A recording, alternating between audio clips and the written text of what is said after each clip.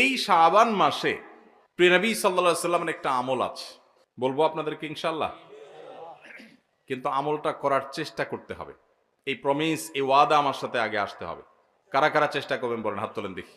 আল্লাহ আমাদের সব ভাইকে আমলের তৌফিক দান করুন। আল্লাহ। ভাইরা আমার, আমলটা হলো, আম্মা জান আয়েশা রাদিয়াল্লাহু তাআলা আনহা বলেছেন, মা রাআইতু রাসূলুল্লাহি সাল্লাল্লাহু আলাইহি ওয়াসাল্লাম ইসতাকমালা সিয়ামা শাহরিন কাত্তু ইল্লা রমাদান।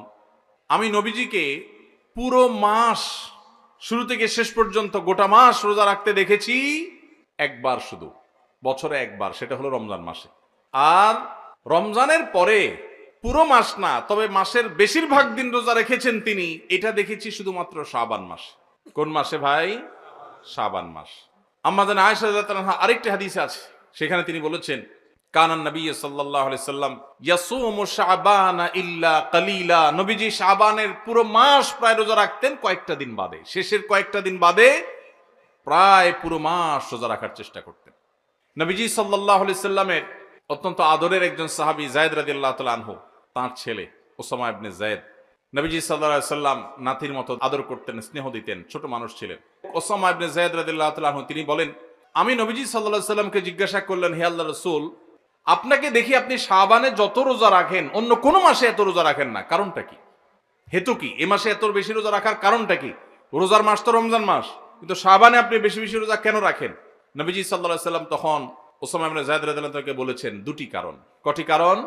মনোযোগ দিয়ে শুনতে হবে কিন্তু। এই হাদিসটাই আপনি বাসায় গিয়ে আপনার মায়ের সাথে, আপনার স্ত্রীর সাথে, আপনার বন্ধু বান্ধবের সাথে যেন শেয়ার করতে পারেন, সেভাবে মনোযোগ দিয়ে শুনবেন। ওয়াজ মাহফিলের কথা বেশিরভাগই হারায় যায়, হারায় গেলে চলবে না ভাই। আমি কষ্ট করে ঢাকা থেকে আসছি, আমার ভাইয়েরা কষ্ট করে আয়োজন করেছেন, আপনারাও কষ্ট করে আসছেন, সার্থক হতে হবে, এখান থেকে নিয়ে যেতে হবে। হাদিসটা ভালো করে মনে রাখবেন। নবীজি সাল্লাল্লাহু আলাইহি সাল্লাম শাবান মাসে বেশি বেশি রোজা রাখতেন দেখে তার আদরের সাহাবী, নাতির মতো স্নেহ করতেন যাকে, ওসামা ইবনে যায়েদ রাদিয়াল্লাহু তাআলা আনহু, তিনি প্রশ্ন করেছেন কাকে? নবীজিকে। কি প্রশ্ন করেছেন? যে হে আল্লাহর রাসূল, আপনাকে শাবানে এত বেশি রোজা রাখতে দেখি, অন্য কোন মাসে এত নফল রোজা আপনি রাখেন না, কারণটা কি? তখন নবীজি কয়টা কারণ বলেছেন? দুইটা কারণ। নাম্বার 1, তিনি বলেছেন, যাকা শাহরুন ইয়াগফুলুন নাসু বাইনা রজব ওয়া রমাদান। শাবান মাসের দুই ধারে, দুই প্রান্তে দুটি মাস আছে, যে দুটি মাস অনেক মহিমান্বিত, মর্যাদাপূর্ণ। শাবানের আগের মাসটার নাম কি ভাই? রজব। এই রজব মাসটা মহিমান্বিত কোন কারণে? মেরাজের কথা বলছেন। রজব মাসটা কেন মর্যাদাপূর্ণ, কেন এর মর্যাদা বেশি? দেখেন, এত বড় মাহফিলের দু চারজন মানুষও জানেন না, দু চারজন মানুষও জবাব দিতে পারেননি, একজন থেকেও আসে নাই অডিয়েন্স থেকে। স্টেজ থেকে এক ভাই বলেছেন, দেখুন, রজব মাসের মর্যাদার কারণ হলো সম্মানিত 4টি মাস আছে। কোরআনে আল্লাহ তাআলা সূরা তাওবায় একাধিকবার এ সম্পর্কে আলোকপাত করেছেন। আল্লাহ বলেছেন, ইন্না ইদ্দাতাশ শুহুরি ইনদাল্লাহি 12 শাহরান ফি কিতাবিল্লাহি ইয়াওমা খালাকাস সামাওয়াতি ওয়াল আরদ মিনহা আরবাআতুন হুরুম। বছরে 12টি মাসের মধ্যে 4টি মাস আছে সম্মানিত, মর্যাদাপূর্ণ। আল্লাহ এগুলোকে সম্মান দিয়েছেন, বিশেষ মর্যাদার মাস। রমজান তো সবচেয়ে শ্রেষ্ঠ মাস আছেই, রমজানের পরে মর্যাদার বিচারে সম্মানিত মাস কয়টা? এই 4টার মধ্যে নবীজি সাল্লাল্লাহু আলাইহি সাল্লাম সহিহ বুখারীতে এই 4 মাসের ব্যাখ্যা বর্ণনা করতে গিয়ে তিনি বলেছেন, সালাসুন মুতাওয়ালিয়াত। এই 4টার মধ্যে 3টা হলো ধারাবাহিক, জিলকদ, জিলহজ, মুহররম, আর চতুর্থ মাসটা হলো ওয়া রজব মুদর আল্লাযী বাইনা জুমাদা শাবান, এই যে রজব মাসটা। তাহলে রজব মাসটা সম্মানিত 4 মাসের একটা, সেজন্য এই মাসটা মূলত মহিমান্বিত। এই মাসে নবীজি সাল্লাল্লাহু আলাইহি সাল্লাম মেরাজ হয়েছে বলে অনেক ইতিহাসবিদগণ বলেছেন, আবার অন্য মাসে হওয়ার কথাও আছে, কিন্তু আসল তাৎপর্যের কারণ হলো রজব মাসটি হলো সম্মানিত 4 মাসের একটা। এটাও আমরা অনেকেই প্রথম শুনলাম জীবনে। যাই হোক, সে বিষয়ে কথা বলা আমার উদ্দেশ্য নয়। তো উদ্দেশ্য হলো যে ওসামা ইবনে যায়েদকে নবীজি বলেছেন যে শাবান মাসটার আগের মাসটা হলো রজব, যেটা সম্মানিত 4 মাসের একটা, মর্যাদাপূর্ণ মাস। আবার শাবানের পরের মাসটা কোনটা? রমজান, সেটা হলো বছরের সবচাইতে সেরা মাস। তো নবীজি বলেছেন, দুইটা মর্যাদাপূর্ণ মাসের মধ্যবর্তী শাবান মাসে মানুষ আমল ইবাদত না করে অবহেলায় বেশিরভাগ মানুষ কাটায়। বেশিরভাগ মানুষ অপেক্ষা থাকে রোজা কবে আসবে, তখন কোরআন তেলাওয়াত শুরু করব। রমজান কবে চাঁদ দেখা যাবে রমজানের, তখন নামাজ ধরবো। রমজান কবে শুরু হবে, তখন থেকে আমি তারাবি পড়া ধরবো, ভালো কাজ করা ধরবো। শাবান মাসে মানুষ রমজানের ক্ষণ গণনা, দিন গণনা করতে থাকে, অবসর থাকে, অলসতা করে, অবহেলা করে। নবীজি বলেছেন মানুষ যেহেতু অবহেলা করে, এই জন্য এই সময়টাতে আমি বেশি বেশি নফল রোজা রাখি, কারণ যেই সময়টাতে মানুষ অবহেলা করে ওই সময় ইবাদতের আলাদা গুরুত্ব তৈরি হয়। ভোর রাতের সময় সবাই ঘুমায় থাকে, এই জন্য তখন তাহাজ্জুদ পড়লে সওয়াব বেশি। হুজুরের সবাই সালাম দেয়, রিকশাওয়ালা বেচারারা কেউ সালাম দেয় না। আপনি যা রিকশাওয়ালাদেরকে আসসালামু আলাইকুম বললেন কেন? কারণ তারা অবহেলিত, তাদেরকে মানুষ সালাম দেয় না। তাহলে তাদেরকে সালাম দিলে, হুজুরের সালাম দিলে যে সওয়াব হতো তার চেয়ে সওয়াব বেশি হবে, কারণ অবহেলিত, এদেরকে কেউ সালাম দিচ্ছে না। একজন গরিব মানুষ, একজন অভাবী মানুষ, সিএনজি চালক, তার গাড়িতে উঠছেন, মুসলমান হলে তার আচরণ হবে উঠে বসেই আসসালামু আলাইকুম বলবে। চেষ্টা করা যাবে না ইনশাআল্লাহ? শাবান মাসে মানুষ অবহেলিত থাকে, সেজন্য এই মাসে আমলের গুরুত্ব বেশি।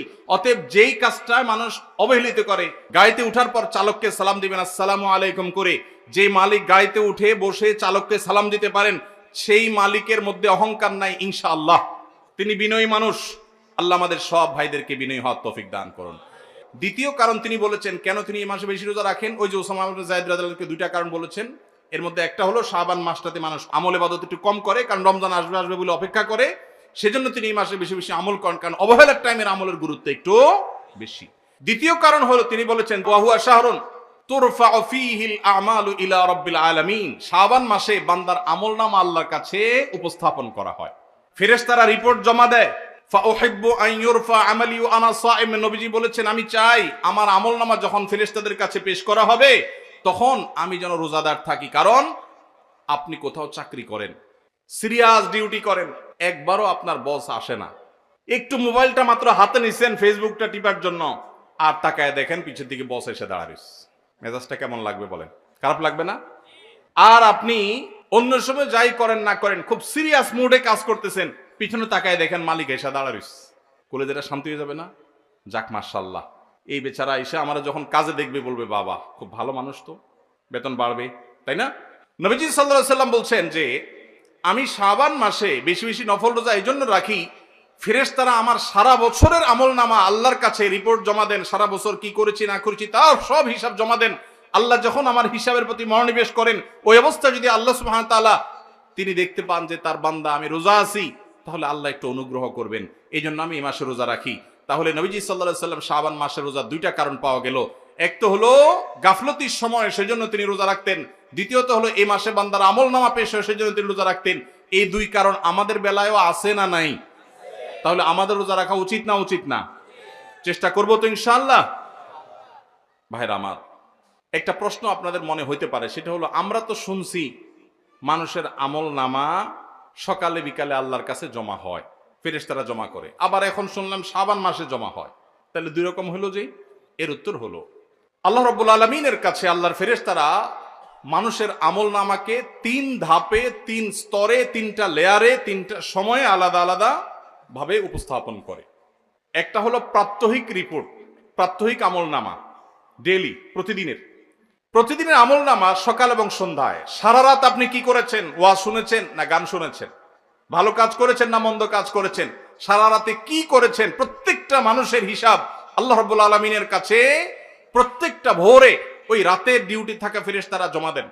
আবার সারাদিন আমরা যা করি না করি, সন্ধ্যায় সারাদিনের ডিউটিতে রত ফেরেশতারা আল্লাহর কাছে জমা দেন।